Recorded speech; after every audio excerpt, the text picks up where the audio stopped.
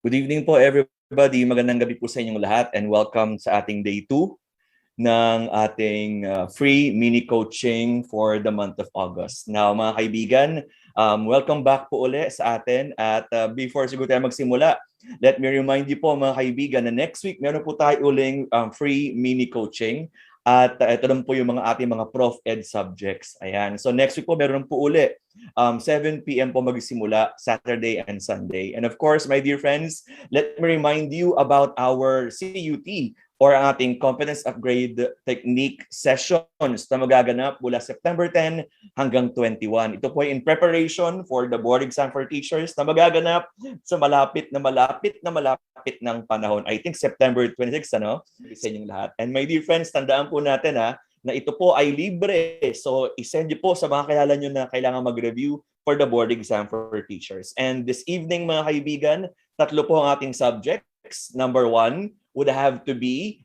English. Pangalawa po ang math. At pangatlo po ang curriculum. And this evening, we will be joined by Sir Nico at ni Sir Ayo maya-mayang konti lang. So, my dear friends, once again, September 10 hanggang September 21 ang ating CUT or Competence Upgrade Technique sessions. Ito po ay in preparation para sa exam natin sa September 26. O, ayan. Anyway, let's start na po tayo. Ang una pong subject for this evening is English. Ate Clarissa, pa-flash na po sa ating screen. Ayan. At ang mag-handle po ng English ay walang iba kundi ang inyong abang lingkod, si Mr. Padilla. Ate Clarissa, let's begin. Tara na. Number 1. Actually, tingin ko itong first question, talagang ito ay controversial eh. Kaya sana makinig kayo mabuti. Ate Clarissa. Po. Actually, very short lang po ngayon mga kaibigan. We only have 10 questions. Kaya ito ay mabilis lang natin matatapos ngayon. Okay. Magandang gabi sa nanay ko. Hi, Ma'am C. Andiyan sila nanonood from Golden City, Imus, Cavite. Ayan, let's start. Now, number 1. Start at number 1, Ate Clarissa. Number 1, babasahin ko. This Filipino writer is known for his or her love sonnets. Nako! Letter A, Edith Tiempo. Letter B, F. Shirley Jose. C. Ofelia Di Malanta. And D. Nico Joaquin. O, mga kaibigan, sige nga. Tingnan ko nga. Try nyo nga sagutan to. Try to answer question number 1. Tingnan ko kung tama ang mga sagot nyo. Pero habang nag-type kayo ng sagot nyo dyan, bati muna tayo sa mga Tagalanao del Norte. Ayan. Anyway, sagot nga. Nako, eto na. Ayan. Nako, my dear friends. Ayan based sa mga sagot nyo, marami sumasagot ng C, may mga sumasagot ng A, pero karamihan sa inyo guys, C ang sagot. Sige, tingnan natin kung tama ang sagot nyo dyan. Nako, tingin ko yung mga taga-hybrid, alam to kung anong tamang sagot nito kasi I was able to explain this a couple of times already. So ayan, nako. Now my dear friends, everybody listen up. This question is very controversial because maraming iba-ibang sagot na makikita nyo online. And I think my dear friends, since nag-review na kayo for the board exam for teachers, marami na kayo napanood ng mga videos, hindi lang po sa MET. Hindi lang po Facebook page ng MET ang napuntahan nyo. Marami na kayong mga websites na napuntahan. I'm so sure of that. Kaya lang mga kaibigan, kailangan tayong mag-ingat sa ating mga pinapanood at sa ating mga binabasa. Kasi my dear friends, sometimes may mga maling information na napapakalat. So dapat talaga nag-iingat tayo. Like for example, in this question, who is the Filipino writer who is known for his or her love sonnets? Now, background tayo my dear friends. Now, this question first appeared in the exam of 2011. So mga kaibigan, gano'n na po katanda ang tanong na ito. At I think for a number of batches already, lagi siyang lumalabas. Ang tanong, ano nga ba ang tamang sagot dito? Well, my dear friends, sa ibang mga incarnations ng tanong na ito, ang mga options ay si Edith Tiempo, si Paz Marquez Benitez, si Ofelia Di Malanta, at si Paz La Torrena. Yun po yung unang labas ng tanong na ito in the year 2011. Pero as time passes, mga kaibigan, nagbabago yung tanong. And right now, ang tanong sa atin, ito ang choices. Edith Tiempo, F. Shirley Jose, Ofelia Di Malanta, at Nico Joaquin. And my dear friends, in this particular question, we have 2 top choices. Dalawa lang po ang ating pwedeng pagpilian. It's either Edith Tiempo or Ofelia Di Malanta. Pero mga kaibigan, I will emphasize it again as I have explained in my video na mga tagpuan nyo sa ating Met YouTube channel. My dear friends, if your answer is C, Ofelia Di Malanta, your answer is wrong. Mali po ang letter C, mga kaibigan. Mali po ang letter C. I hate to break the bad news to you, pero karamihan po na naglalagay ng sagot sa YouTube, sa mga Facebook pages, ay mali ang sagot nila. Kasi mga kaibigan, si Ofelia Di Malanta ay hindi sumusulat ng love sonnets. Oh, ayan. Nakasasabihin nyo, Mr. Padilla, how can you be sure na hindi si Ofelia Di Malanta ang sagot? Well, my dear friends, number one, ito po ang unang guarantee ko sa inyo, part po ako ng faculty ng UST. At mga kaibigan, nung bago po akong teacher sa UST, naabutan ko pa si Ofelia Di Malanta. And si Edith Tiempo po, na-meet ko rin sa ibang mga conferences na I was able to attend during those times. So, it means I was able to meet these two persons. I was able to meet them. Pangalawa po mga kaibigan, tingin po sa likod sa library ko, andyan po halos lahat ng kompletong gawa ng both writers, ni Ofelia at ni Edith. And my dear friends, binasa ko po lahat ng mga libro nila at napatunayan ko, mga kaibigan, na walang naisulat na sonnets si Ofelia Di Malanta. Ang may mga naisulat na sonnets ay si Edith Tiempo. Kaya mga kaibigan, the answer in this question is letter A, Edith Tiempo. At mga kaibigan, kung hindi pa rin kayo convinced, punta kayo sa YouTube channel ng MET at meron dong video kung saan ipanyaliwanag ko kung bakit si Edith Tiempo ang sagot. Pero my dear friends, take it from me. Nabasa ko po lahat ng mga libro nila, nabasa ko po ang kanilang mga tula, and I can assure you that between these two great writers, mas sumusulat ng sonnet si Edith Tiempo. So ayan. So mga kaibigan, tandaan po yan ha. Tandaan po, ang sagot po sa number 1 sa tanong na to ay si Edith Tiempo. O mga kaibigan, tingin ko nga talagang parang hindi nyo makalimutan. Pwede ba mag-request po ako sa inyo? Pakitype nga po sa chat box, Edith Tiempo. Para po malagay po sa ating isip. Patype naman ba natin, Edith Tiempo. Kasi mahali po natin lumabas sa exam, tapos magkakamali tayo uli. Di ba? Ayan. Pero my dear friends, I think, don't take our word for it. I still suggest na para ma-confirm niyo ito, I challenge you to do your research. Ang tawag doon, due diligence. Ayan. Okay. Ate Clarissa, number 2 po, para po mag-move on na tayo. Number 2. Well, I think in the next questions, kailangan natin basahin ang tulang ito. Now, my dear friends, since, ano yun, paano po kung wala sa choices sa exam, tas letter C po ang option? Well, I think I have seen a lot of reincarnations of this question. Talagang laging dalawa lang. It's either Edith Tiempo or si Ofelia Di Malanta. Ang pakiwari ko dito, mga kaibigan, ang aking theory dito is imbis na sabihin love poems, ang nasabi love sonnet. Kasi kung love poems ang tanong, mga kaibigan, ito na. Everybody listen up. Pag love poems ang tanong, sure ako, si Ofelia Di Malanta ang sagot. Kung love poems. Pero pag sonnet, I don't think so because Ofelia Di Malanta in all of her works, hindi po siya nakasulat ng sonnets. So, ayan. Yeah, thank you very much po. Pero syempre, don't take my word for it. Mag-research po tayo. Now, for number 2, babasahin ko po sa inyo ang tulang ito. And my dear friends, this question appeared countless of times already. Pero ang unang paglabas ng tanong na ito is in the year 2015, The Miller of D. I'm gonna read the poem. Sabi dito, there dwelt a miller hale and bold beside the river Dee. He worked and sang from morn till night, no lark more blithe than he.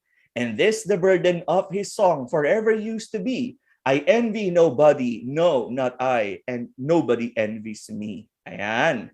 Stanza number 2. Thou art wrong, my friend, said good King Hal, as wrong can be. For could my heart be light as thine, I'd gladly change with thee. And tell me now what makes thee sing with voice so loud and free, while I am sad, though I am king, beside the river Dee. The miller smiled and doffed his cap. I earned my bread, quoth he. I love my wife, I love my friend, I love my children 3. I owe no penny, I cannot pay, I thank the river Dee. that turns the mill, that grinds the corn, that feeds my babes and me. Good friend, said Hal, and sighed a while, farewell and happy be. But say no more, if thou's be true, that no one envies thee.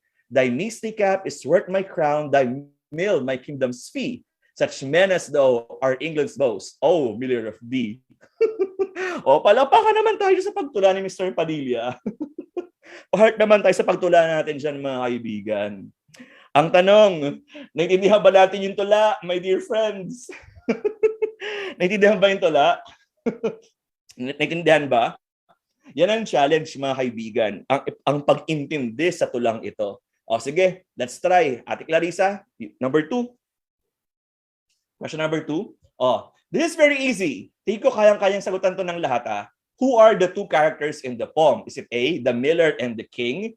B, Hal and the king? C, D and Hal? And D, the miller and D? Now, mga kaibigan, sige nga, try to answer this question. Sige, ano bang tamang sagot dito? Who are the two characters? This is so easy. Ano sagot nyo nga? Tingnan ko nga kung tama ang mga sagot ninyo.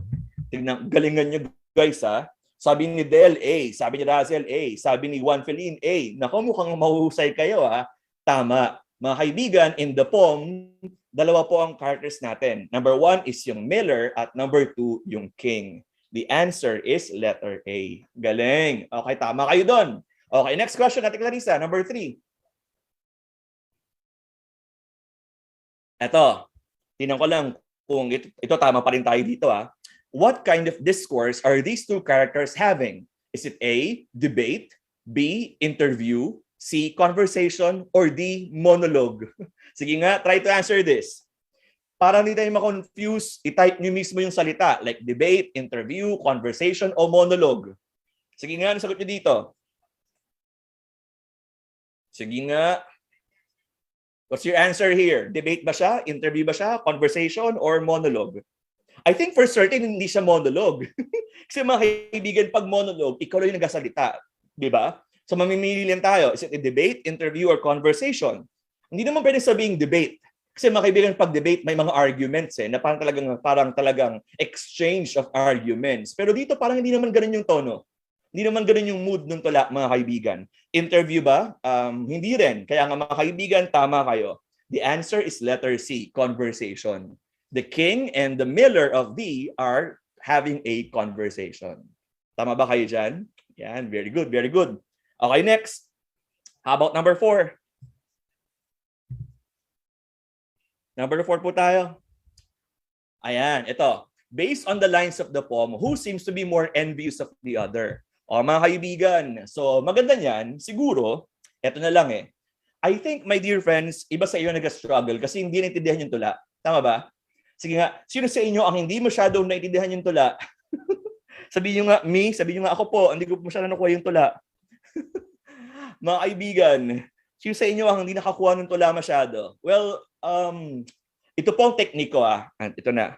I will share my technique. Mr. Padilla, paano mo ba sinasagutan ang mga tanong about literature or for example, poetry? Simple lang mga kaibigan.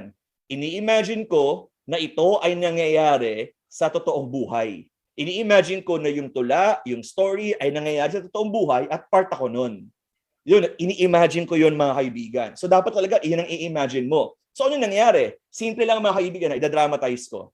Si Miller ay ginagawa yung trabaho niya at sabi niya, okay, simple lang ang buhay ko, hindi ako mayaman, kaya wala akong kinaiinggitan, kaya walang naiinggit sa akin. Yun ang sabi ng Miller. Pero my dear friends, nakita siya ng king.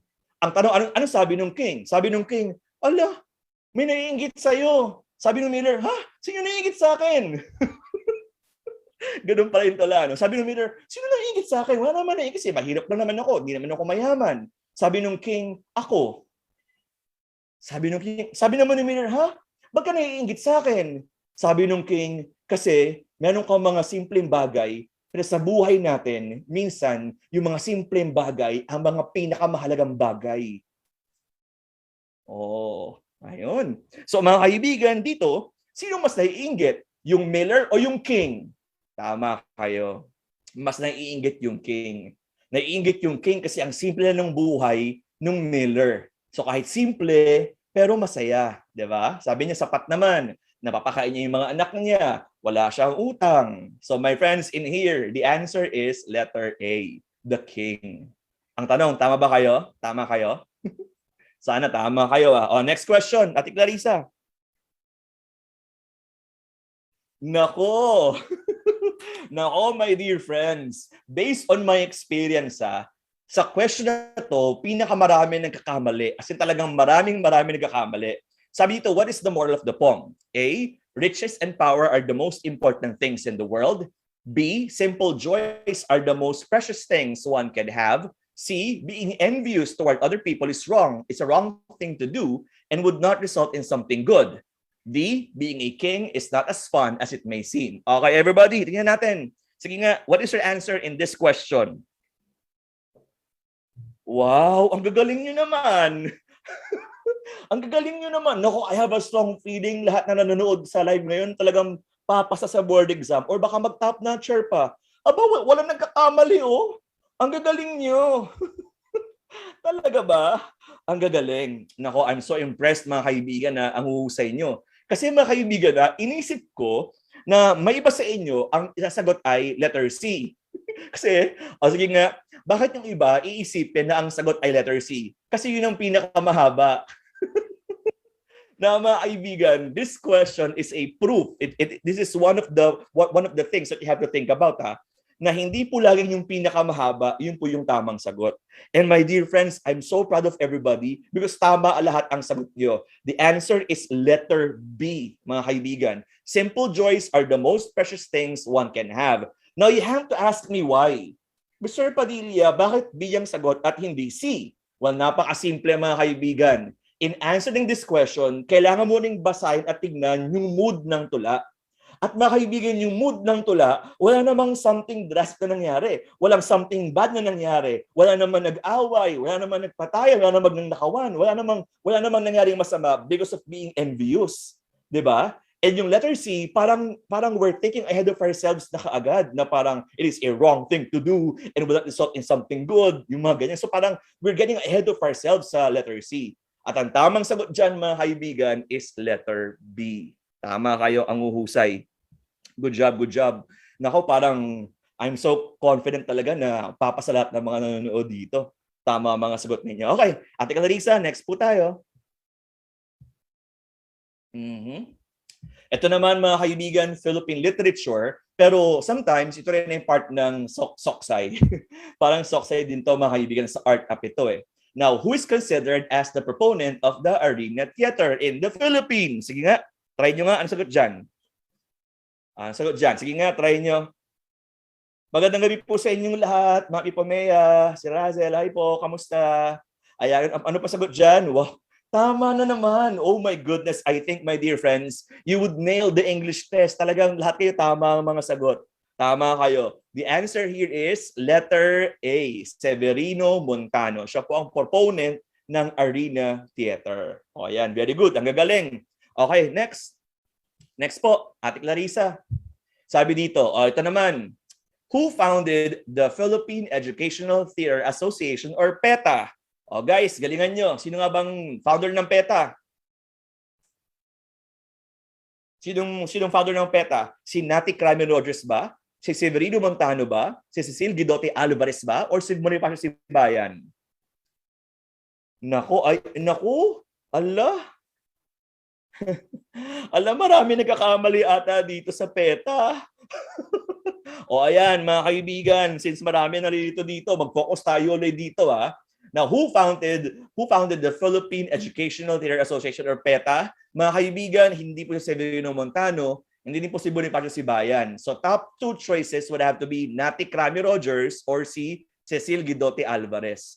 Now, mga kaibigan, ang PETA ay kilala sa pagpapalabas ng mga plays na ang ginagamit ay ang ating mother tongue. Ayan. At tingin ko ang pinakahuling na panood ko bago bang pandemic, na produce ng PETA is yung Rock of Ages.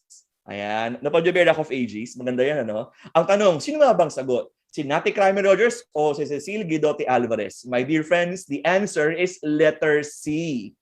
Tandaan natin yan, mga kaibigan, letter C. Si Cecil Guidote Alvarez. Siya po ang nagbuo ng PETA. Hindi po si Nati Crame Rogers, my dear friends. Hindi po. Iba po ang pioneer ni Nati Crame Rogers. Maya-maya lang po malalaman natin kung ano ba yung ginawa ni Nati Crame Rogers. Pero mga kaibigan, pag PETA, Guidote Alvarez. O sige nga, para hindi makalimutan, my dear friends, para maging fresh ating memory lagi, pakitype naman po, Guidote Alvarez sa ating chatbox para hindi makalimutan. Ayan. So, PETA, ito ay si Cecil Guidote Alvarez. Type nyo naman. Nako, may mga, sabi ni Del dito, ayan, nako, tama yung sagot mo, Sir Del, tama ka dyan. Type nyo naman, aantayin ko para hindi kayo magkamali. Guidote Alvarez, type nyo sa inyong mga chatbox. Ayan. Next, Clarissa, next question tayo. Next question natin. Sabi dito, this theater organization initiated the use of our mother. Naku, kakasabi ko lang. Mga kaibigan, kakasabi ko lang nito, my dear friends. So dapat ito bawal magkamali, mga kaibigan. This theater organization initiated the use of our mother tongue in the plays that it produced. Ano ito? A, the National Theater for the Filipino. B, Philippine Educational Theater Association. C, Tanghalang Filipino. Or D, the National Commission for Culture and the Arts. Mga kaibigan, kakasabi ko lang kanina kung nakikinig kayo. Ano ba yung gumagamit ng mother tongue sa mga plays na piniproduce niya, mga kaibigan? Walang iba kundi ang PETA or ang Philippine Educational Theater Association. Ayan, at sometimes mga kaibigan, they really inject Filipino culture sa kanilang mga ginagawang palabas. Sabi ko sa inyo, Rock of Ages, di ba? Ayan. Okay. So the answer is letter B, Philippine Educational Theater Association. Okay, next. Next. Ayan. Ito naman. What is the primary aim of the arena theater in the Philippines? Ito. Sige nga, tinako ko tama sagot nyo dito. Is it A, to expose theater students to the current trends in theater production during those times? B, to bring theater to the masses. C, to revolutionize the way stage design was being made. Or D, to give emphasis on stage design as an important element in the theater production. Sige nga, ano sagot nyo dito? Naku, gagaling nyo. Mukhang tama na naman kayo. Wow, tama na naman ang mga sagot ninyo. I am so happy na talaga namang alam na lang nyo na ang sagot. Tama ka po, Ma'am Ipomea, Ma'am Elizabeth, Ma'am Gemma, tama ka dyan. Tama ka dyan, Arden and Kimberly. The answer is B, to bring theater to the masses. Yan po ang pinaka-aim ng arena theater in the Philippines. Ayan. At syempre, last question for tonight para sa English, Ate Clarissa. Pa-flash na po natin. Ito na. Who is considered as the proponent of the Sala Theater? Ito na, tingin ko dapat alam niyo na to. Is it A, Nati Crame Rogers, B, Carmen Nakpil, C, Severino Montano, or D, Cecil Guidote Alvarez? Everybody, tinako nga sinong tamang sagot dito. Nati Crame Rogers, Carmen Nakpil, Severino Montano, o Cecil Guidote Alvarez? Sige nga, tinako kung tama tayo. Ang gagaling, ang huhusay, mga kaibigan. Tama kayo. Tamang sagot ninyo. Mga kaibigan, ang proponent ng Sala Theater ay si Nati Crame Rogers. Letter A. At ang sabi nung naging guest namin dahil sa hybrid program na si Professor Romel Maglaya, sabi niya, nagkwento siya na nanggaling daw to kasi si Nati Crame Rogers, pinapag-perform yung kanya mga actors sa sala mismo ng bahay niya. Kaya nga Sala Theater ang tawag dito. So mga kaibigan, the answer is Nati Crame Rogers. Ang tanong, my dear friends, pumasa ba sa English tonight? Perfect ba ang ating mga sagot? Tama ba lahat ng mga sagot ninyo sa English? Sana naman mga kaibigan, sana naman tama ang mga sagot ninyo. Kasi my dear friends, talaga pong pinakamadaling mga tanong ay magagaling sa English test. Ayan. So maraming salamat everybody for listening sa English. And this time, mga kaibigan, ipapakilala ko sa inyo ang ating lecturer for math, Sir Nico. Sir Nico, magandang gabi. Sir Nico, hello. Yan, magandang gabi, sir. Good evening. Ayan, ang bilis mo ha. Sobrang bilis mong mag-lecture. Oo, napakadali ng English. Tingnan mo, naka-perfect nga sila. Sabi na 9 out of 10 daw si Ma'am May. Sabi naman ng iba, 9 out of 10 si Ma'am Kimberly. Ma'am Kimberly, tsaka Ma'am May, sa kayo nagkamali. Siguro sa edit tempo, ano? Siguro doon kayo nagkamali kasi mga kaibigan, again, mag-iingat po tayo sa ating mga pinapakinggan sa Facebook at sa YouTube, mga kaibigan. And my dear friends, ang laging payo ko sa inyo, due diligence, ha? Dapat mag-research pa rin, aralin pa rin yung mga tanong, huwag magtitiwala agad. Di ba, Sir Nico? Yes, okay ka na. Ang galing mo tinodo mo talaga. O, ikaw na. Mga kaibigan, Bye. Sir Nico for math. Bye, everybody. See you later. Ayan, sige. So, hello. Ay. Ito na naman. Paano ba tayo full screen? Ayan, okay. Sige, so hello. Bago ko mag-start, gusto ko munang malaman kung ready na ba tayo. Patype ako dyan ng percent. O, hanapin niyo yung percent. Patype ako ng percent. Ay. Ako dapat ang naka-spotlight. Ayan, okay. Sige, so hello everyone. Are you still here? Pa-type naman ako sa chat box. Or doon kayo nagta-type pala sa sa Facebook Live. Sige, lalagin ako rin dyan para I can see your responses. So, di ba? I'm using 3 devices right now. Sige. Hold on. I can see. Ayan, okay. Sabi ko na nga nandun ang mga responses. Anyway, ayan, sige. So, good evening ulit sa inyo. No? So, for this evening, I'll be doing the math. No? So, I hope you're all ready. Ayan. Okay? And I hope you are okay. Yan, may mga nag-heart. Mas gusto ko pala heart kesa percent. Anyway, sige, start na ako ha. Alright. Teka lang. Yung cursor ko not working.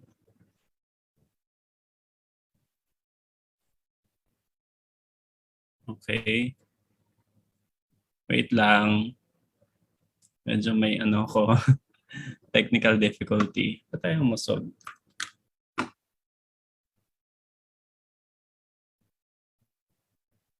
Ayan. Ayan.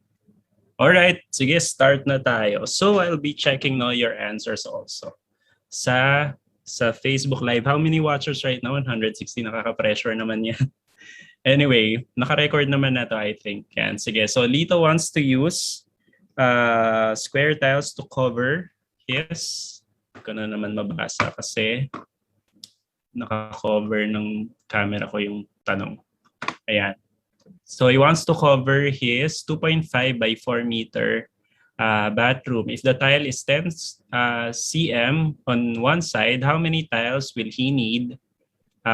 So the answer here is 1,000. So let's show how to get that answer. Sige. Ayaw mag-appear ng cursor ko eh. Yan. Anyway, ayan. Sige, so how are we going to solve this one? Okay, of course, you saw already. The answer is C. Kaya ko to. Wait lang. Try nga natin kung happen.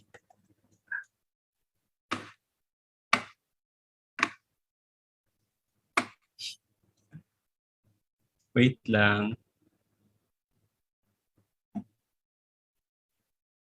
Oh no, not now. Sige, let's go back.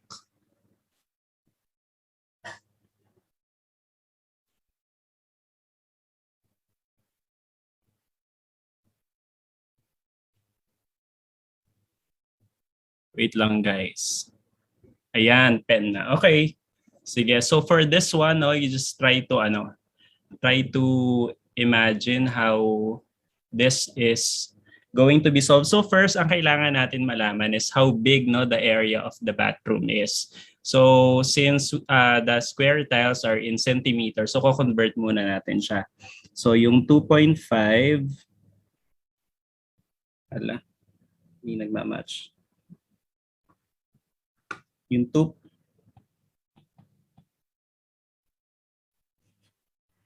may error sa device yan. Wait, dito na nga lang sa screen.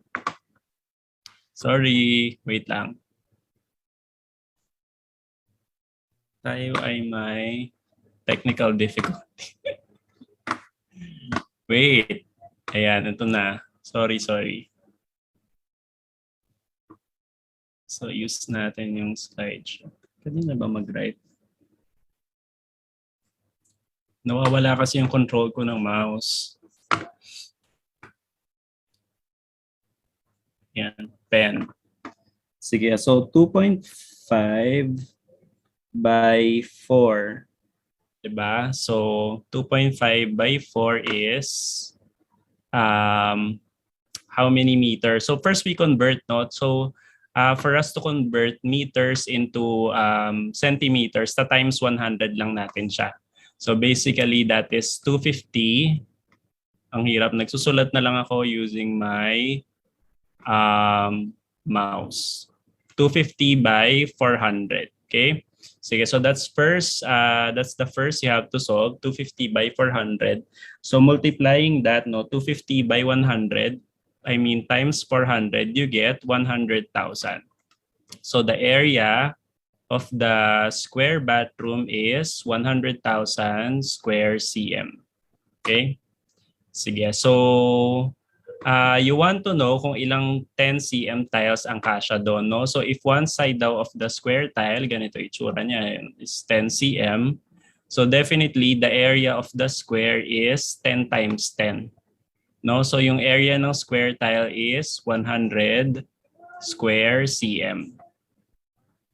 So ang gagawin mo dyan ngayon is, since the area of the bathroom is 100,000 square cm, while yung area naman ng tile is 100 square cm, so for you to find out how many tiles, i-divide mo lang siya by 100. No? So divide by 100 cm square.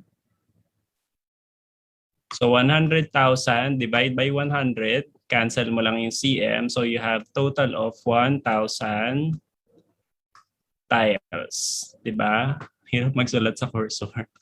Okay? Yan, 1,000 tiles. That's why the answer is letter C. So pardon me for just 1 minute. Yeah, I'll just try to fix yung difficulty sa technology. Wait lang. Sige. So we were able to answer already the first question. So it's 1,000 tiles. Okay, game. Ito na. Start. I'll try again. Share screen. Share screen PowerPoint. So our answer for the first one is letter C. Ayan. Pointer. Pen. Yan. Okay. Sige. So, okay pa ba tayo? Sorry ha. Ulitin natin. Refresh natin. Patay pa ko ng 2. No, 2 naman sa chat box nyo dyan sa Facebook. Para lang maano tayo, no? Because I had a difficulty. Type 2 naman sa chat box. For question number 2, kita naman yung screen, no, sa live chat. Ayan, Sir Edward na nag-type ng madaming 2.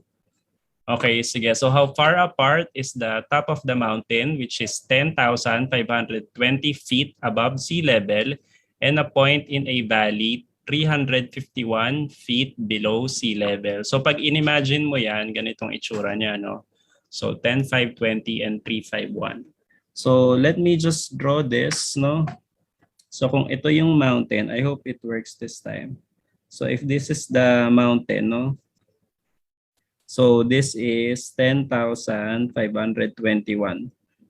Yan. So that is from sea level, no? Tapos meron daw valley sa ilalim. I hope you can still see, which is naman siya, 351. So for you to find the total distance, i-add mo lang siya. No? So 10,521 plus 351. Yan. So the answer there would be letter A. No, letter A, which is 10,871. Okay, ito. Letter A. Yan, okay? Now let's go to number 3. Yan, ito naman. Okay? So Lawrence drives 3.5 kilometers to work and drives home the same distance in a day for 5 working days in a week. How many kilometers does he drive each week? No? So take note lang that 3.5 kilometers to work is one way. And then also going back home, of course, is another 3.5. So times 2 mo siya. No? So for this problem, you have 3. 3.5 is 3.5, right? So times 2 mo siya kasi back and forth. Yan. So that will give you 7. Yan. So 7 on the way back and forth. And then how many days in a week you multiply? No? So that's a total of 7 kilometers times 5. So you get a total of letter A, 35. Yan. Tama si James po. Hi James. Yan. May shout out ang mga sumasagot. Okay. Ayan, ito. The one-way fare from Manila to Cebu is 3-4. How many round-trip tickets can be purchased with the amount of 115,600? So ang keyword mo naman dito would be, anong keyword mo dyan? Your keyword is, ano pong keyword natin dyan? One-way and round-trip. No? So for the round-trip, ibig sabihin times 2. No, so you have a budget of 115,600. Now, for example, you have a business there in Cebu, you have to go back and forth. No, so your budget of 115,600, divide mo lang siya by the total round trip fare. Pero ang given dito, one way lang. So to compute for the round fare, that would be 3,400 times 2. No, so that will give you 6,800. No, so around trip fare would cost you 6,800. So now what you have to do is to divide this from 115,600. Yan. So 115,600 divide by 6,800. Ayan. So anong sagot? The answer would be letter C. Kita mo, hindi ko pa nabilugan na maayos. C. No, so letter C, 17 round trip tickets. Yan, okay. So madali lang, no? Ayan. Okay, anong question na tayo? This is question number 4 or 5. Tama ba? Question number 5. Ayan, so we're halfway already. Ayan, if the scores of 10 students are 76, 73, 76, 80, 73, 83, 80, 73, 85, 80, 88, and 90. The mode is, so remember the topic here is mode of ungroup data, no? And this is simply done by observation. Yes, question number 5 na, sabi ni Feline. Yeah, so anong sagot? Observe lang to, no? Tingnan mo lang kung ano yung most recurring data or statistic here. So 80 ang paulit-ulit dyan, no? So the answer would be letter B. No, 80 is the mode. So pagka mode of ungroup data, it's just simply observation lang siya. Okay? Ayan. So question number 6. If 6 boys can paint a cabinet in 4 hours, how many hours will it take for 10 boys working at the same rate to finish? No? So pag sinabi ditong same rate to finish, ibig sabihin the speed, no? Pareho lang sila ng bilis ng pag-work. Pero this time, ang kailangan nating i-realize is direct ba to or indirect, no? So if you observe, the more boys working on the cabinet, the less time. So the more, the less. Ibig sabihin, indirect siya, no? Indirect proportion, no? If you still recall, no? Indirect proportion yan. So for that, our formula will just be to multiply. No? So ganito natin siya gagawin, no? So 6 boys times 4 hours equals 10 boys times X hours. No? So then I have 24 equals 10x. Yan, divide mo lang siya by 10 para you get to isolate x, no? Ayan. So you have 2.4 equals x. So it will take 2.4 hours for 10 boys to finish the same work. So since there are more boys, mas mabilis matatapos, no? But if you try to look at the choices, no, hindi naman siya naka-decimal. So naka-ano siya, naka hours and minutes. So ibig sabihin, yung 2 dito, you mean this is already 2 hours, no? So you have 0.4 hours. So that one you have to convert, no, yung 0.4 hours. So remember that in 1 hour there are 60 minutes, right? So converting this 0.4 hours, lahat naman yan naka 2 hours, no? So yung 0.4 hours, i-convert natin siya into minutes. So dapat may hours sa ilalim, di ba? So 1 hour equals 60 minutes. No? So, ibig sabihin, cancel na natin tong hours. So, 0.4 times 60 is 24 minutes. Ayan. So, 24 minutes meaning, yan. Okay, letter C. Yan. 2 hours and 24 minutes. Tama si Mercy. Yan. Okay, C po ang sagot, sabi ni Glenn. Okay, tama. Anong number na to? Number 7, right? So divide 35 in the ratio of 2:5, no? So ibig sabihin, 2 parts is to 5 parts, no? You don't know how much each part is. So computein mo muna kung ilang parts, no? So just to say, ganito siya. So 2 parts, x muna, no?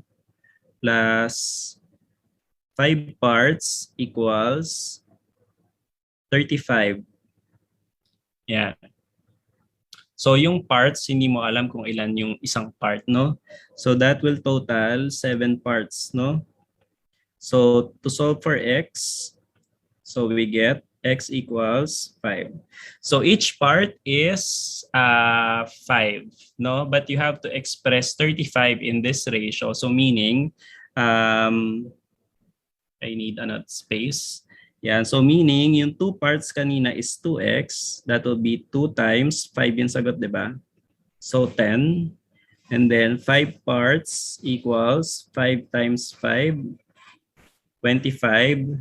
So the answer is 10 is to 25. Well, you can check, no? 10 plus 25 is 35. So meaning the answer here is letter C. No? Yawn. Okay? Tama si Jomil. No? Saka si Jojin. Social. Anong basa dyan sa pangalan mo? Yan. CJ. Hello, CJ. Ayan. Okay. Sige. This time naman, ito madali lang, no? In Australia, a flock of birds has 55 heads. There are a total of 3,740 heads. No? So how many flocks will the farm have? Divide mo lang, no? So 3,740 divide by 55.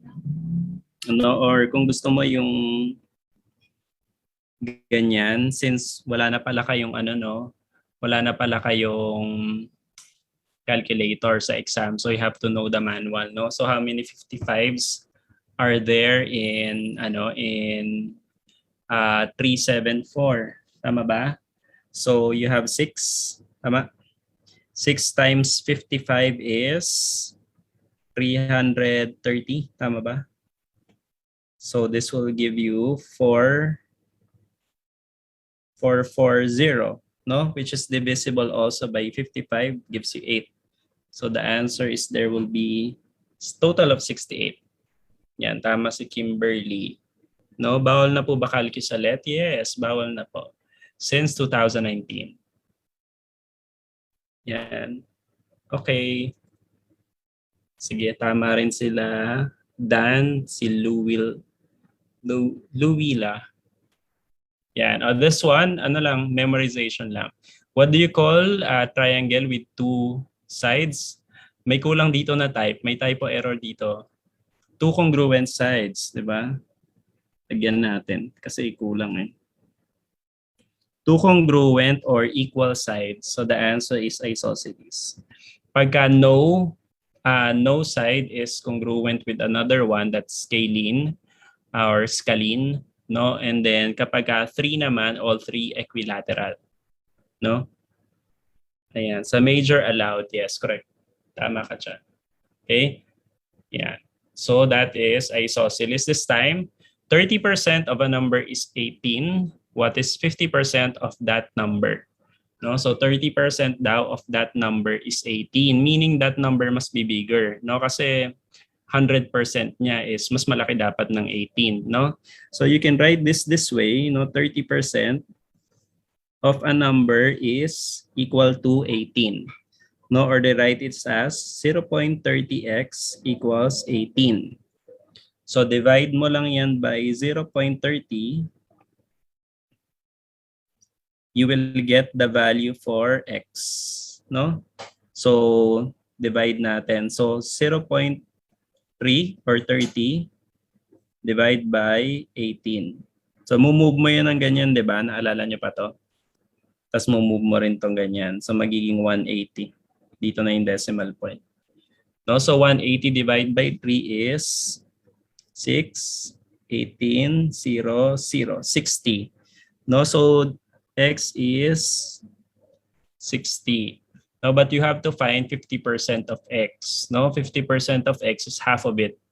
No, or you multiply 60 times 50% is 30. Yan. Kaya huwag kayong kabahan, math major lang yung pwede mag-calculus. So the answer is B. Tama si Daisy Agbulos. Wala akong time management. Ilang minutes na ba ako? Oras na ba? Ayan, okay. Anyway, matatapos na. Okay? Ayan, a house is insured. I think this is the last one. No, I think this comes from the last time ng coaching natin na hindi natin na-answeran, no? So a house is insured for 3/4 of its value at a premium of 4%. The annual premium is 10,500. What is the value of the house? No? So ang nire-represent ng premium is 4% daw, which is 10,500. No? So ang gagawin lang natin dito is to find the value first of the insurance, no? Yung how much insurance does the house have, no? And then later on, we find for the total value of the house, no? So yung 4% daw ng total insurance coverage is the premium. No, so meaning if this is the total insurance, yan, maglet tayo. Let x be equal to the total insurance. So x times 4% or 4% of x equals 10,500. So ibig sabihin, divide natin to by 4%. Ayan. Okay, so again, divide tayo ng manual, no? Susub ko lang tong mukha ko kasi nandito siya sa gitna eh. Yan, so 10,500 divide by 0.04. Ganyan ang 4%, di ba? 2 decimal places to the ganyan yan, di ba? 1, 2. So 0.04, move lang natin yan ng twice, 1, 2. To rin, move natin ng 1, 2. No? So divide na natin. So 10 divided by 4 is 2, which is 8, 25. We have 6, 24. Then we have 100. 100 divided by 4 is 2500. So meaning the total insurance coverage of the house is 262,500, no? Pero ang tinatanong yung value daw ng house, no? So we move on to the next part, no? So maglet tayo dito. Let y be equal to the value of house. Ayan. Okay, sige. So, ang value daw ng house, ang masosolve natin siya, 3/4 daw ng total value na yon is the insurance coverage, no? So, 3/4 of Y, the total value of the house is the insurance coverage, no? But 3/4 of the total value of the house is yung na-solve natin kanina, which is ang 3/4 daw nun ay 26250, ay 262,500. So 262,500. Now convert ko lang yung 3/4 no into decimal, that is 0.75. If you don't want to work with decimal, there's another way. No, the other way is to divide this by 3/4. Divide mo lang by 3/4 para ma-cancel. So you have y equals 262,500 divide by 3/4. Magiging 262,500 times the reciprocal. Di ba ganyan yun? Still remember, elementary? Elementary yan. Na yan. So that will be 262 divide by 3, divisible ata by 3. Hi, Sir Mel. Ayan, si Roland is also watching. Natsyempohan ako ng mga bossing natin from Borongan. Ayan. So 262,500 times 4 divided by 3 is, ito na, no? 350,000, which is, ito yung answer is B. Ayan, okay. Sige, ay, that's it. Tapos na. Tapos na po. Ayan, okay. So anyway, I hope you learned a lot, no? Medyo ang bilis. Pero, ayan. Sige pa, ano naman ako? Pa-thumbs up naman ako. If you Maraming salamat, Sir Nico. Ito, palakpak na lang, oh. Palakpak, oh. Oh. Sige. Napansin. Asan ba? Ayan. O, pinalapakan ka namin. Applause naman dyan para kay Sir Nico. Ang sabi ni Glenn, bitin daw. Don't worry po, meron po next week. Next week po ang ating subjects ay mga prof-ed subjects. Ay, ako ba naka-approve? So, palakpakan naman. Yan. Oh. Narinig mo yung clap para sa'yo, Nico. Asan ba yung clap? Ito. Ang bilis ba? Kulang ba? Hindi mo nadidinig. Sayang. So maraming salamat, Sir Nico. Ayan, maraming salamat. Thank you. See you soon. Bye-bye po. At mga kaibigan, ngayon naman to start Prof. Ed Rolling, mga kaibigan. I-welcome po natin, galing po ng Cebu, si Dr. Ionell Terogo. Hi, Doc. Hi, Sir EJ. Hello. Bati ka naman in Cebu. Para naman yung mga taga-Cebu natin dyan. Yes, maayong gabi ka natong tanan. Maayong gabi. Good evening, everyone. Sir Ayo, take Call it me, away. Yes. Hello. Yes, hi. Welcome to my home. Hindi pala ito vlog. Isa itong review for our LET. And I would like to ask, Ms. Carissa, please, yung slides natin for curriculum development. Salamat. While waiting for the slides, I would want us to remind ourselves na in this time na parang ang hirap, no? We actually see deaths in our Facebook profiles and in our news in the community and in the country. So we'll continue to pray for good health and safety. Sa Cebu, hindi rin maganda yung situation namin dito. So hopefully we'll continue to pray for the entire nation to heal. And today is actually the Assumption of the Blessed Virgin Mary. Let's be reminded that hopefully God will lift us out from this difficulty. Amen. Amen. So I am here to give you a review, a short or a mini review on the teacher and the curriculum. And again, I'm Sir Ayo at your service. I'm going to check yung, yes, hi, may maraming nagko-comment, no? Hi, hello. Pakibigay naman ako ng heart. So that I'll be motivated to start our session this evening. By the way, I'm Sir Ayo. I'm from the University of San Jose Recoletos in Cebu City, and I'm in charge of the Office of Curriculum and Instruction. So I'm going to share to you what I know humbly about curriculum. And our subject is the teacher and the curriculum. I have here 10 questions with answers and rationalization. Let's start. Thank you, Ms. Clarissa. Ito yung first question natin, mga kaibigan. An outcome of the planning phase of instruction is A, a complete set of finely tuned instructional materials. B, a computer-based learning experience that incorporates hypermedia.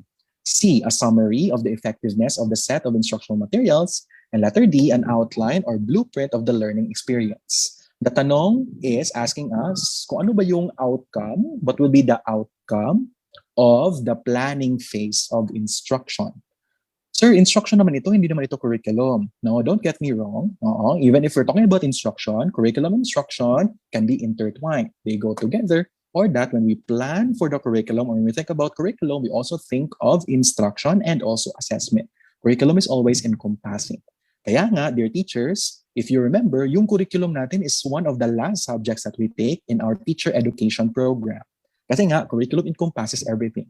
When we understand the principles or the psychology of learners, how to facilitate learning, yung mga strategies and techniques in teaching, at saka yung assessment, curriculum will come into place. Kasi nga, these are all components of curriculum.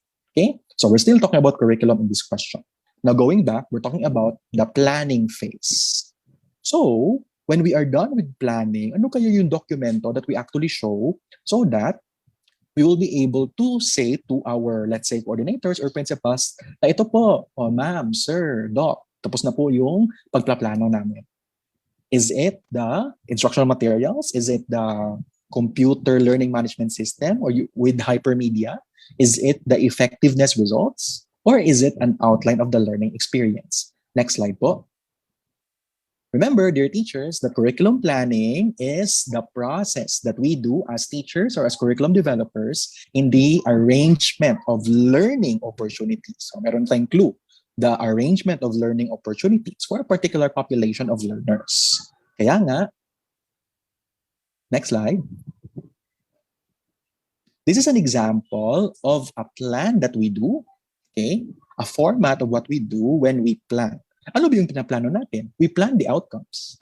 Then we plan the content based on the outcomes. What's another word for outcomes? It could be objectives. It could be intent. It could be goals. Tapos, we think about the content related to the outcomes. We think of the experiences, or another term that we use could be strategies, techniques, etc. And then the assessment related to the experience, the content, at saka yung outcomes. Now, tanong, dear teachers, where can we see all of this? In what document that we always do as teachers, where we can find all these components? Of course, we can find this in the, let me see your answers in the chat box. Ano ba yung dokumento natin as teachers in which we can actually see everything here sa ating slide? It's in the, correct, it's in the LP. Oh, thank you, Ma'am Juan and everyone. Yes, Ma'am May. LP, yung lesson plan, correct. And marami tayong terms for lesson plan. It could be instructional plan. Other schools might also use course outline. In my case, I'm teaching in college, and then we have what we call class session guides. Iba-iba man yung tawag, but that is actually the outcome or yung output ng planning natin when we do curriculum planning. Kaya nga yung sagot is letter D. Okay? Tama. Very good. If we're going to look at also the other choices, next slide po, Ms. Clarissa. If you look at naman the other choices, yung instructional materials, hindi. Kasi nga, the instructional materials are actually, nandyan si Mama. Hi, Ma. Yung instructional materials, no, kasi nga, yung instructional materials are taught only during the instruction or the implementation phase. Yung computer-based learning experience, parang hindi naman. Especially when we talk about hypermedia. Kasi yung hypermedia naman is what we already think once we implement instruction. Implementation, planning pa tayo eh. Yung effectiveness summary, that's at the end of the entire phase of curriculum instruction. That's the evaluation phase. We're still talking about the planning phase. Kaya nga yung sagot is letter D. Okay? Blueprint or outline. Blueprint, ano yung blueprint? Blueprint is an outline that our engineers and architects actually prepare before they're going to construct a building. So just like the metaphor of creating buildings, teachers will actually prepare a blueprint, or in this case, a lesson plan, before they're going to build learning in our students. Okay? Letter D. Next question. After a learner plans and implements, let me check.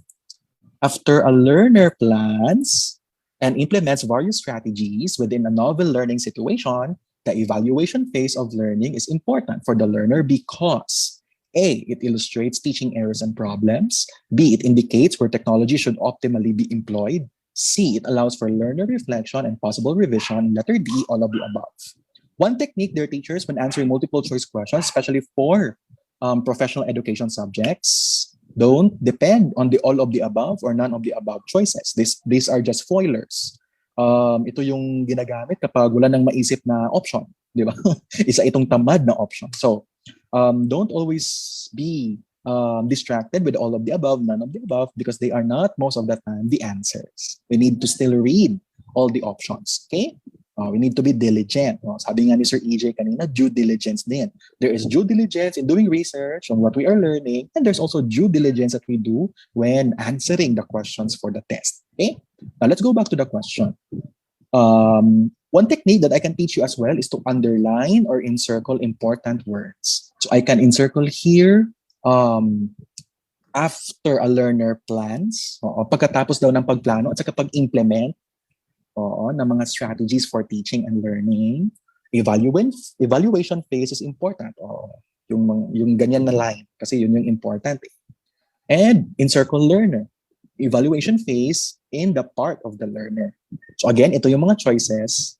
Is it about knowing the errors? Is it about knowing if technology is optimal? Or is it for learner reflection and revision? Let's go to the next slide. Why do we assess again? We assess because we would like to make sure that the intent or the objectives are attained. And if you will actually read between the lines or just scan and skim in those words, it's not just for grading, okay? But because we would want to improve students' learning, maybe through feedback. Yung feedback ba, dear teachers, is only provided by the teacher? No, it could also be peer feedback given by the classmates. And it could even be self-feedback. Yung reflection mo. I think kuhanin na yung sagot. Diba? How do we assess? We assess, dalawa, formative at saka summative. So don't forget that. And saan nga yung mas importante? Is it formative assessment or summative assessment? Mas importante yung formative assessment. Bakit nga mas importante yung formative assessment? Kasi it's in the formative assessment that we can check if we are still on the right track. Baby, I was born this way. Meaning, are we still on the right track? Are we still getting towards the goals or the outcomes or the objectives that we are supposed to achieve in the class? Kaya nga mas importante yung formative. Summative is still important, but the function of summative assessment is really for grading or computing grades and reporting to you and to the parents perhaps or to the guardians of how much you actually gain for the quarter. And if it's about formative assessment, then it's still about improvement. What do we assess? Of course, the outcomes, the content, and even the teaching learning experiences that are happening in the class. Kaya nga, next slide po, Ms. Clarissa.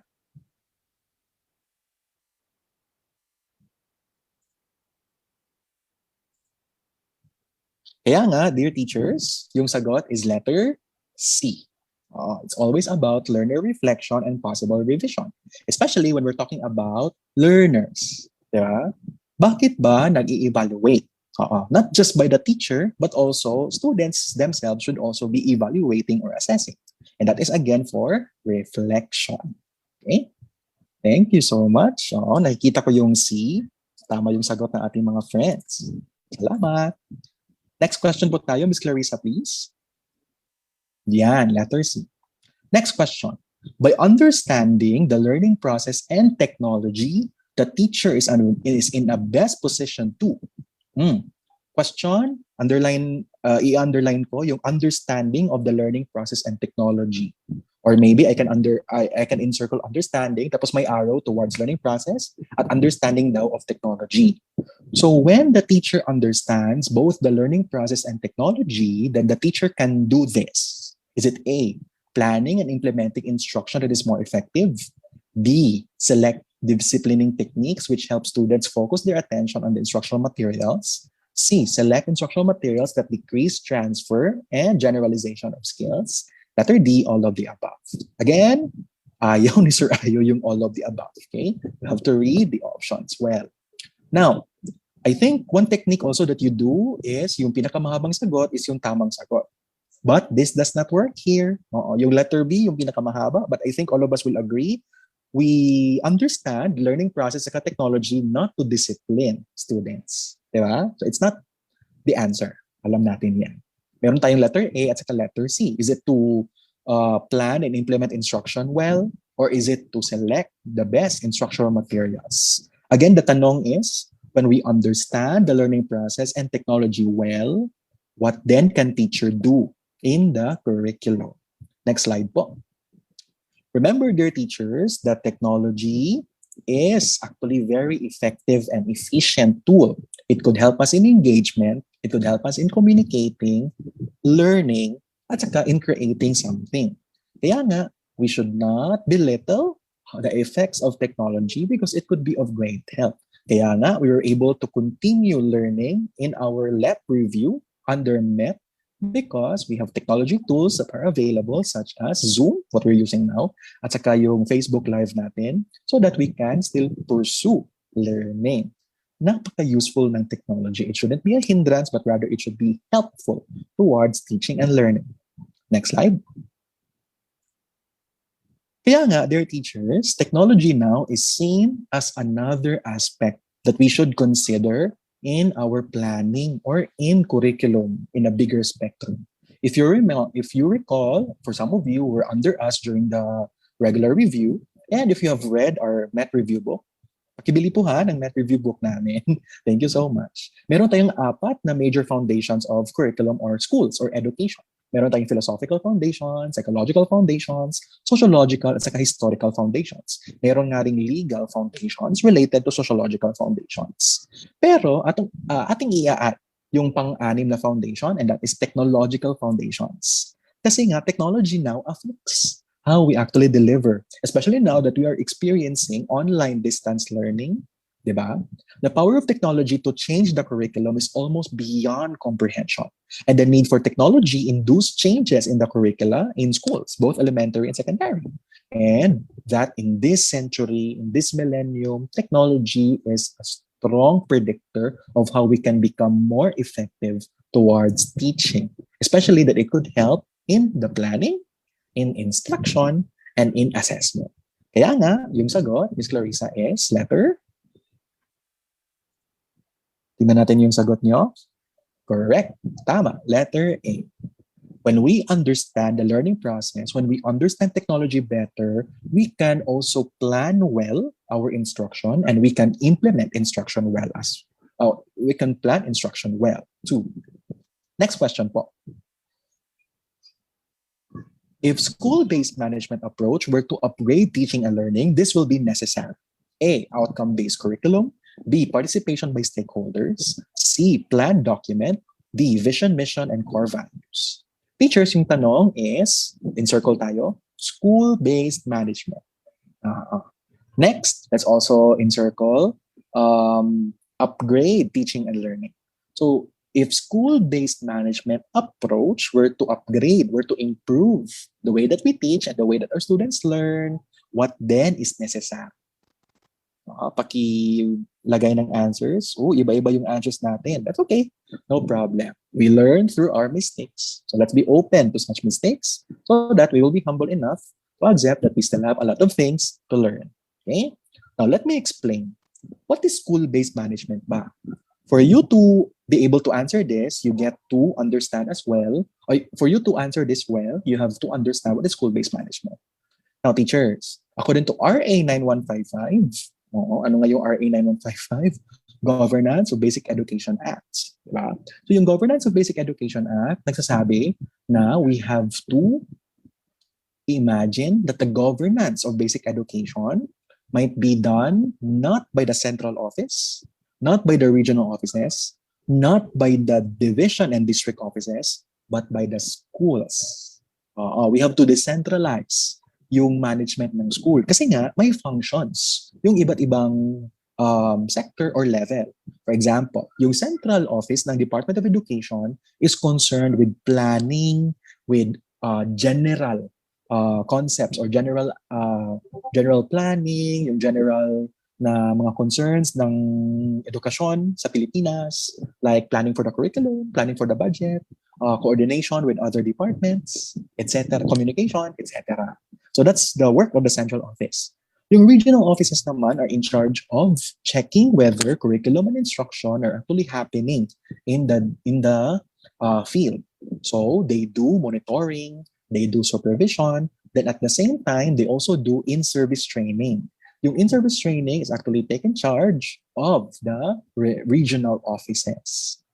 May mga trainings, pinapadala, that's actually led by the regional offices. Yung division and district offices are in charge of clerical work, of administrative work, such as nagbibigay ng sweldo, yung nag-hire ng mga bagong teachers, yung human resources na concerns like nagli-leave yung teacher, so doon tayo sa district office. So, administrative yung division at saka district office. Pero, yung management talaga ng school itself should be led by the people in that school. Kaya nga school head and the principals. That's what we mean when we say school-based management. Now, next slide po. School-based management, according to the Department of Education, is a thrust.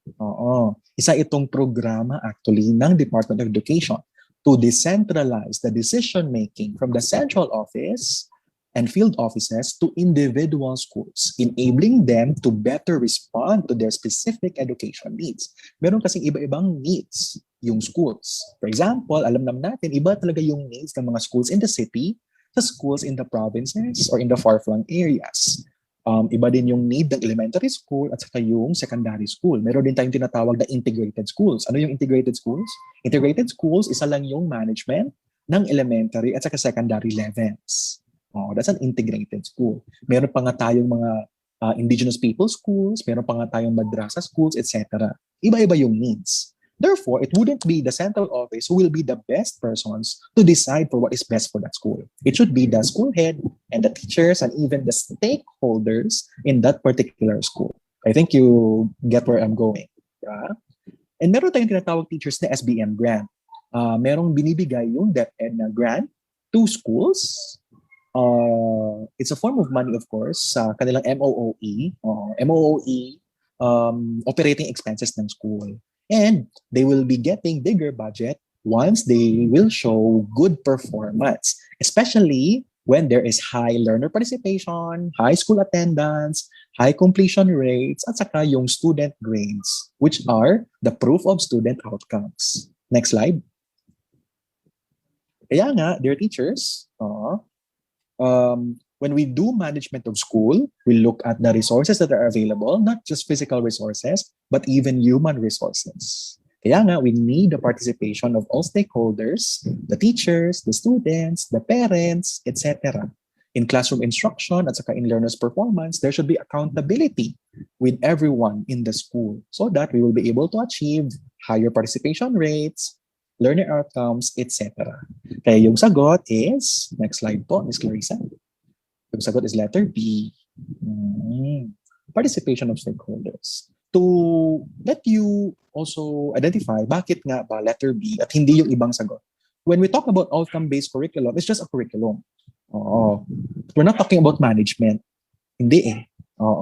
Kasi we're talking about upgrading of teaching and learning. Although an outcome-based curriculum can actually help in teaching and learning, but because we're talking about school-based management, it's not particularly talking about outcome-based curriculum. Plan document, hindi rin. Kasi the plan document, in this case, the lesson plan or the curriculum map, does not answer everything about managing the entire school. The vision, mission, and core values could be a good start on how to manage the school. It could be our basis as to how we will manage the school. But when we're talking about managing the school as a whole, what then should we do so that we can upgrade teaching and learning? The vision, mission, and core values can just be a start, but what we do next? Kaya nga, we need the participation of all stakeholders. Okay? Next question po, number 4. So far, so good. Are we learning ba? Can you give me a like, please, if you're still with me? Salamat. Next, during classroom level curriculum implementation, the strategies that work are classified as green. Which of the following belongs to this category? Uy, anong green? Di ba? yung alam ko, so yung green-minded. Iba talaga yung iniisip nyo, no? Green. Ano ba yung ibig sabihin ng green? Oo. Ano yung opposite ng green in a traffic light? Yung red. Oo. So we're talking about flags. Yung red flag at saka yung green flag. Okay? So, again, ano ba yung mga strategies in the classroom that are classified as green or go? Yung sa traffic light. This is the opposite of red. Red means in the traffic light, stop. So if we have red flag strategies, meaning they are strategies that are not supposed to be implemented. Hindi magandang i-implement in the classroom. So, saan dito ba sa choices yung green flag when it comes to strategies in classroom level implementation of curriculum? Is it about delivering content? Is it about being excessive in chalkboard talk? Is it about grouping students homogeneously? Or is it focusing on student interest and teacher enthusiasm? Anong sagot natin? Okay. Letter D yung sagot ng karamihan. Next slide po, Ms. Clarissa.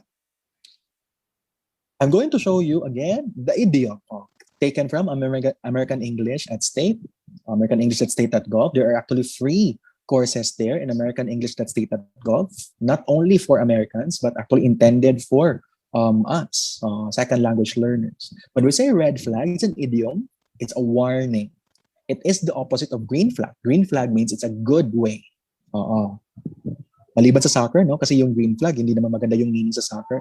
But in general, in idioms, red flag means warning or stop, and green flag means go. It's a good sign. On the right, in the slide, you can actually see how can we show enthusiastic actions, which could be green flags for teachers, or in this case, green flags on what students can see in the classroom, in which they can say that it's a good class. When the teacher is talking energetically, when the teacher is showing interest, etc., until speaking with descriptions or dialogues. Yung red flags naman, when it comes to teaching in the classroom, could be shown through acting lethargically, meaning bored si teacher, etc. So green flag yung nasa blue, saka yung red flag yung nasa rightmost. Now, again, saan doon sa choices would actually show green flag considerations in strategies in the classroom. So, yung tamang sagot is letter, next slide po, Ms. Clarissa, is letter D.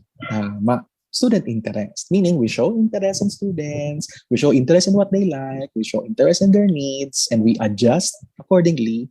And also when the teacher is very enthusiastic. Yung content delivery, although sabihin natin wala namang masama sa pagde-deliver ng content, but if the teacher is too focused on content, hindi na rin yan maganda na curriculum implementation. Diba? Kasi may chance and may opportunity si teacher kapag too much on content, maraming activities na pinapagawa, focus mostly on the book, at hindi na natin ini-include yung interest ng students. Yung chalkboard talk, hindi rin yan maganda. Yung homogeneous groupings, wala tayong napapala dyan. Kasi nga, in this time, we have to do heterogeneous grouping. Homogeneous means one type of grouping. Heterogeneous, maraming klase ng learners. Diba? So, letter D. Next question. In the Education Act of 1901, which established a free public education in the Philippines under the American regime, what language was imposed under the one language policy? I think that's a clue. American regime. And it's actually one of their, for the lack of the term, one of their proudest moments that they were able to share their language to us. Kaya nga nagiging Englishero tayo dito sa Pilipinas, di ba? Kasi we were under the colony of the Americans and that they actually imposed to us the learning of English. So that's letter A.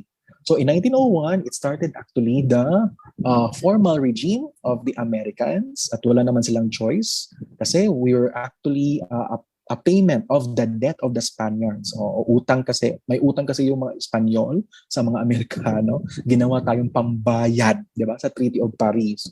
So I hope you remember your history also in Soksay. Now, teachers, in January 1, 1901, itinalaga din yung Education Act of 1901 in which maraming nangyari. May public education, kasi wala tayong public education before in the walang walang too broad public education. Meron public education during the Spanish times, pero it was focused more on religion, at saka separate yung boys, separate yung girls, tapos iba yung ituturo sa boys at saka sa girls. Yun yung public education before sa Spain. Pero during the American times, public education was free and that it was intended for all. Walang pili, inclusive. Number two, another product of Education Act of 1901 is also the Thomasites. Next slide po tayo, Ms. Clarissa. Remember that the Thomasites were actually teachers, quote unquote, kasi hindi naman talaga sila totoong teachers, but they became the teachers when they arrived here in the Philippines. The Education Act of 1901 called for volunteers from America to come to the Philippines to become the first teachers of the public school system, which will be introduced because of this act. And English, number 3, was made the medium of instruction. Kaya nga, the answer is, of course, English. Okay? Next slide. Thank you, Ms. Clarissa. Next question. The mandate of the Commission on Higher Education to provide courses in the tertiary level, such as logic and philosophy. I think you remember these subjects, di ba? When we were in college, yung mga general education subjects natin. And this is to expose students in exercising their rational thinking, in circle, power and reasoning. And this is a philosophy related to, and this action is related to the philosophy of essentialism, progressivism, perennialism, reconstructionism. Sige, let's review. I hope you remember the philosophies. Ano yung clue word natin for essentialism? Essentialism, coming from the root word essence. And what is the essence of school that we're talking about here? The essence of school is academics. Oo. Kaya nga yung essentialist philosophy is focused on very academic work. Oo. Parang hindi naman, no? Kasi yung tanong is logic and philosophy and it's about rational thinking and reasoning. If it's very academic, then it's supposed to be answering questions, or is it it's about doing handwork or coursework? Oo, sagot ng mga tanong sa libro, sa notebook, magsulat. I will not do it again. Yung essentialism yan, very academic. At saka pakikinig sa teacher. Sa logic and philosophy, parang hindi naman tayo nakinig sa teacher. We're actually asked to question him, to question the teacher, to question her. Oo. Progressivism, from the word progress. Progress means change, pagbabago.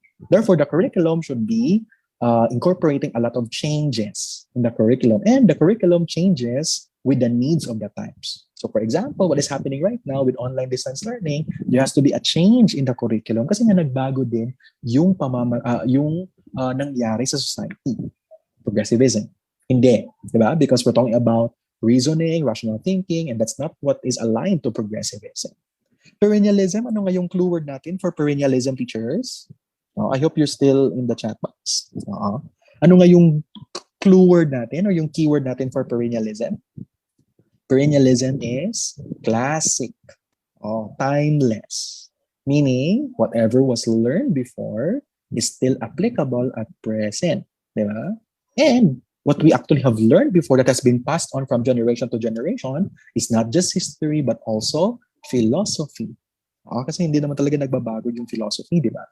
Kaya nga, perennialism and progressivism are opposites. While progressivism teaches about change, perennialism teaches us that the things have not changed much. Ano yung nangyari before, ano yung mga natutunan natin before should still be taught at present. Kagaya nga yung pagtuturo din ni Socrates to his students in which he just asked questions and then the students are asked to answer and to give also more logical answers. Socratic method, di ba? That is still, for perennialists, that is still effective. Reconstructionism, from the word reconstruction, and we're going to reconstruct society through our teaching. Meaning, ano yung tinuturo natin sa classroom should be for the change or the transformation of society. Kaya nga, yung sagot is, next slide po. Next slide po. Yung sagot is perennialism. Curriculum content must focus on past and permanent studies which are timeless, such as philosophy, logic, rhetoric, literature, religion, values education. Content can be learned through memorization, drill, repetition, and mental discipline. And pinaka-importante, and a clue word that we can use also for perennialism, aside from being timeless, is reason. Students are taught to reason through structured lessons and drills. Next slide po tayo. The next slide reminds us of the keywords that we can use for the philosophies. Perennialism, essentialism, very academic, okay, specific knowledge and skills. Progressivism, change, real-world problem-solving, individual development. Social reconstructionism, addressing social problems and improving society. Kaya nga yung sagot, again, is letter. Ano nga yung letter yung perennialism? Miss Clarissa? The answer is letters. Okay. Huwag kalimutan natin mga philosophies, okay? Next question. What do Wiggins and McTighe cite as proof of student understanding of the principles of learning? Teachers, huwag kalimutan sila Wiggins and McTighe. Sila yung proponents ng understanding by design, UBD, at sila din yung may malaking contribution to outcomes-based education. Okay? So, understanding by design, UBD, at saka outcomes-based education. So, going back, ano nga yung sabi ni Wiggins and McTighe as proof or evidence na natutunan ng bata, na understand ng bata yung mga natutunan niya? Is it when the child is able to solve problems, letter A? B, when the child is able to memorize and retain it in memory? C, when the student is able to repeat what the teacher said? Or is it letter D, when the student is able to give examples? I think hindi magandang sagot yung letter B and C. Diba? Napaka-essential niyan. Diba? Kaya nga yung tawag is understanding by design. The focus is on understanding. So is it letter A or is it letter D? Ano nga yung sagot natin, dear teachers? Can you chat in the chat box or in the comment section ng ating live? Next slide po tayo. Now, teachers, when we say backward design, we consider first the desired results, then we determine evidences, then we plan experiences. Okay? Yung evidence, kasi yun yung tinatanong eh, yung evidence nakikita sa assessment activities na ginawa ni teacher. And the assessment activity should be related to the desired outcomes of the teacher.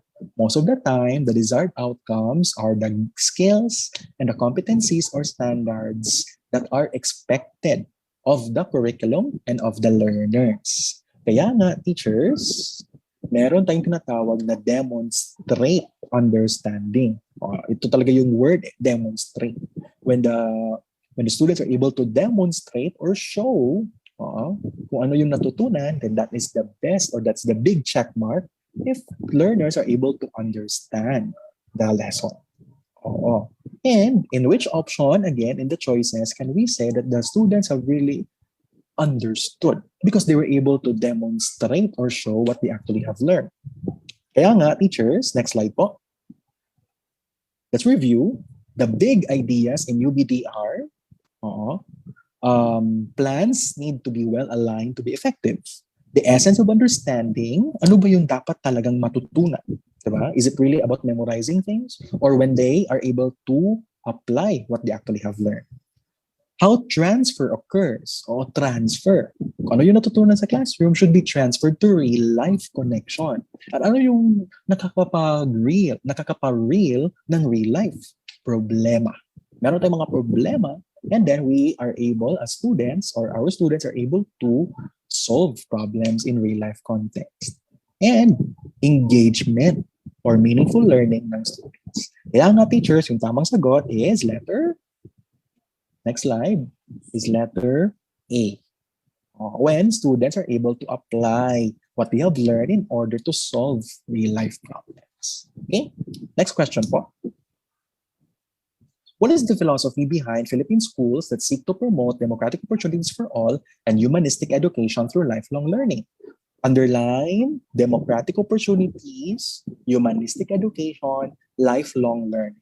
Saan na philosophy can we say that we will promote democratic opportunities, humanistic siya, At saka lifelong learning yung gusto. Classical education? Hindi. Kasi yung classical education is another word for perennialism and essentialism. So letter B, hindi na rin yan yung sagot. C, progressivism? Pwede. Letter D, positivism? Pwede. But, yung tamang sagot is, next slide po. C, progressivism. Progressivism is related to pragmatism, pagiging practical.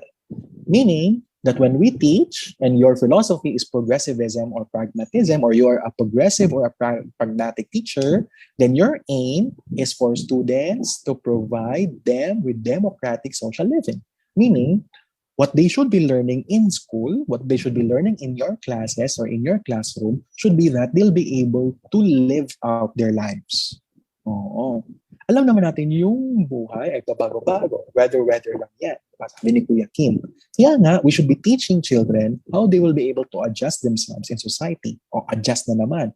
That is a similar word to change or to progress.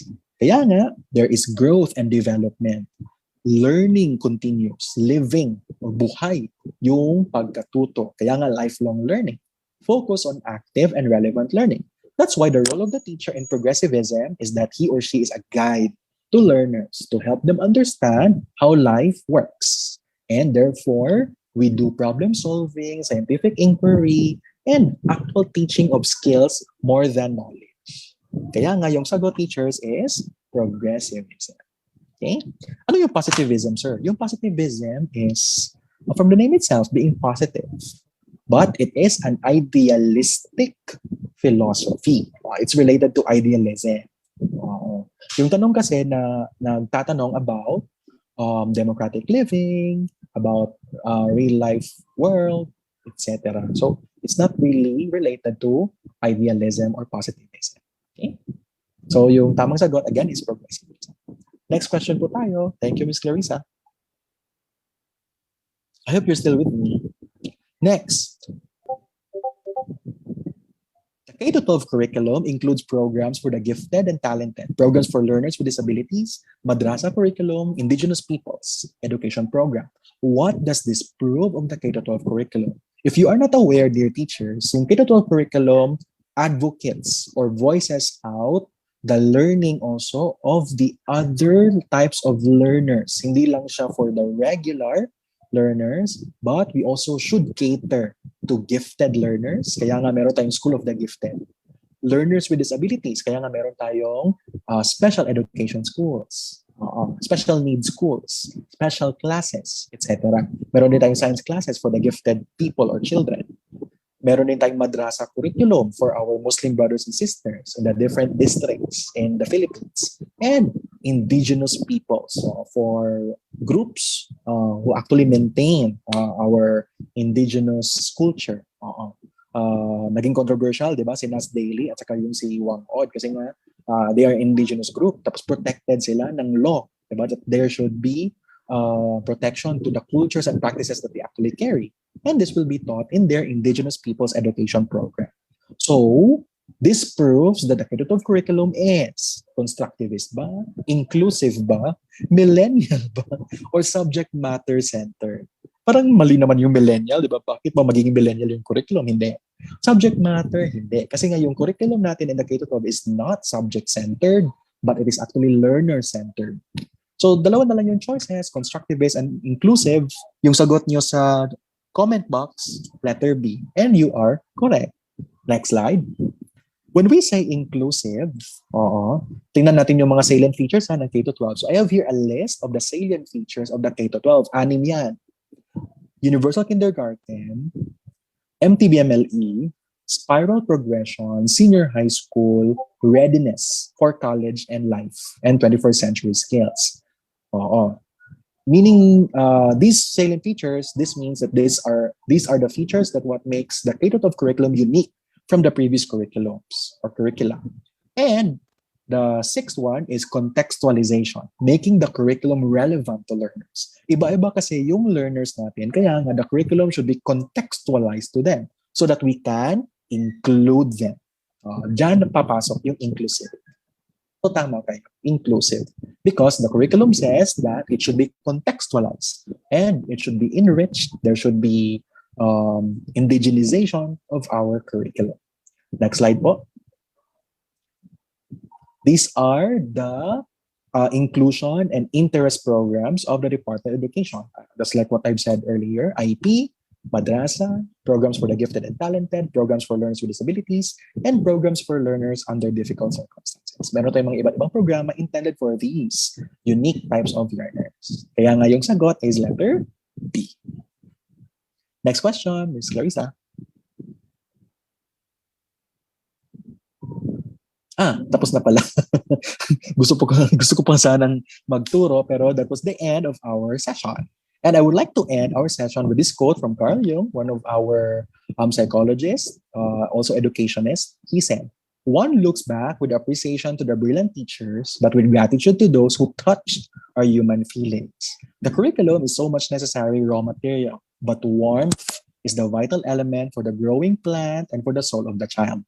Especially right now in this pandemic, more than checking on what students have learned cognitively, we should be checking also on students in their affective and psychomotor domains. More than the affective siguro, like checking on their well-being. Malaki din yung issue ng mental health ngayon kasi nga napakahirap ng situation.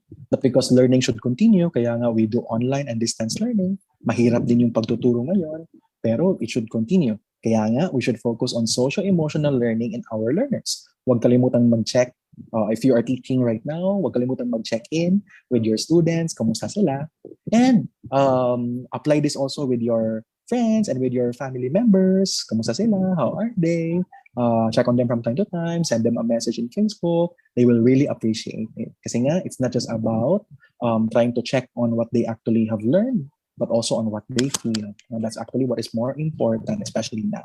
Kaya nga, good luck sa atin ng mga teachers. And I hope that everyone will get this PRCID. Okay? Suot-suot ko for today so that all of us will be motivated and therefore we'll be able to teach and touch others' lives. Kaya nga, let's continue to pray. Amen. Thank you very much po, Sir Ayo. Maraming salamat. Palapakan pa kay Sir Sure. Ayo. Ayan, Ayan, so Sir Ayo, maraming salamat po for sharing your time with us this evening. And talaga naman, you. ko, sabi ng mga bata, you're the best daw. Talaga nag-enjoy sila ngayon. At maraming salamat po sa ating mga viewers. Thank you very much po. And don't forget, next week, meron pa tayo uli. August 21 and 22. At lahat po yun ay Prof. Ed subjects, saka I think science. So, once again mga kaibigan, FB Live po tayo next week para sa ating second batch ng free coaching. At before we go mga kaibigan, let me remind you also na meron tayong CUT sessions na magaganap mula September 10 hanggang September 21. And mga kaibigan, kung hindi pa nagagawa, please subscribe sa ating YouTube channel, Med Review Center sa YouTube. And syempre, i-like nyo rin ang ating page sa Facebook, ang Med Review Center. Ayan. So mga kaibigan, once again, maraming salamat, Sir Ayo, Sir Nico, Ate Clarissa, Ma'am Jen, Sir Mark, sa lahat ng mga viewers natin. Maraming salamat po. And have a peaceful Sunday. Everybody, ingat po tayong lahat. Bye po. Good evening, everybody. Salamat.